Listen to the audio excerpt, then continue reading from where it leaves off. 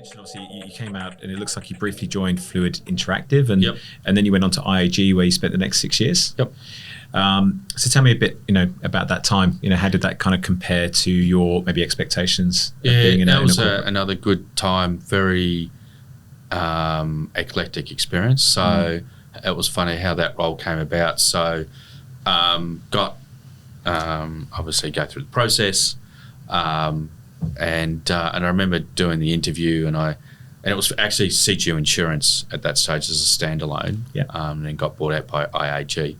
And the person who went through the interviewing me, I was reporting to, goes at the end of it, "Look, we actually don't know what we really want.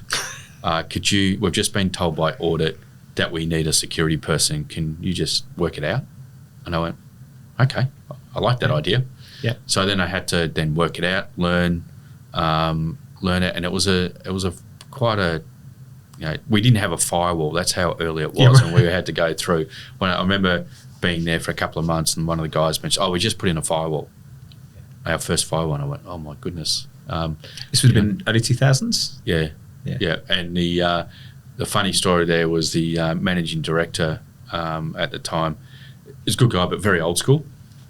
And I remember the guys saying it how when we connected up the internet, he goes, "Oh, does that mean that any communications back to the head office in the UK that can go direct and it doesn't have to go through me?"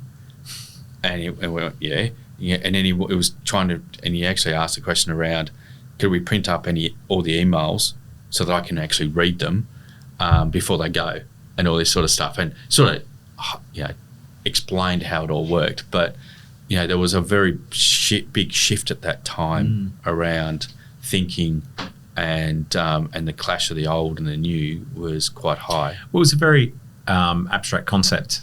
Yeah. I talk about it on the podcast a bit, but I also talk to the team.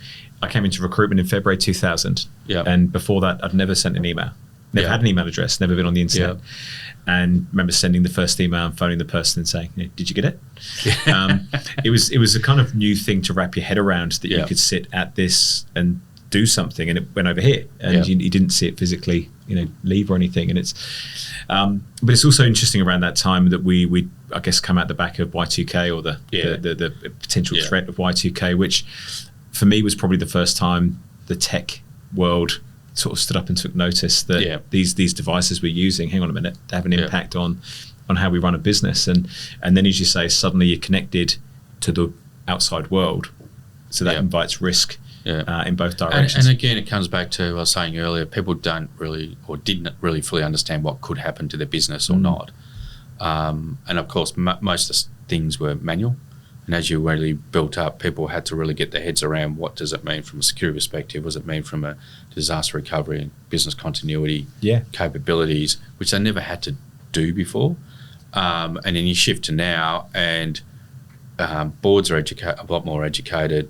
Executives are a lot more educated, and that it's now a lot more maturity around, from a technology perspective, what does an outage mean? And if you're coming back to the Y2K, and dare I say, where you look at the recent CrowdStrike challenge, that probably gave us an inkling of what, if we hadn't addressed the Y2K issue, what could have happened. Yeah. So it's funny you say that, because it's exactly what I thought at the time. I thought this is what was kind of predicted from Y2K, and never materialized, because a lot of people spent a lot of time worried about it. Yeah. But also, I guess you think about the sheer increase in volume of the internet in that 25-year interim period as well. And at that time, I can remember having discussions with the CIO and the CFO around getting online and selling insurance online, and it was a broker business, and that was like a real foreign concept. Yeah, and we evolved over time, and then now you see where it is today. You wouldn't think about not buying insurance online.